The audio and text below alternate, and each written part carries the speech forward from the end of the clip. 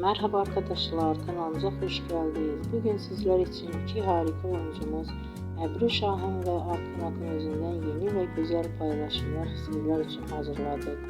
Onlar her ay dizinde rol almış ve herkes tarafından beğenilmiştir. Biz de sizler için onların güzel ve romantik karelerini hazırladık. Bu videoların devamlı gelmesini istiyorsanız kanalımıza abone olup yorum yazmayı unutmayın. Hələlik bizden bu kadar.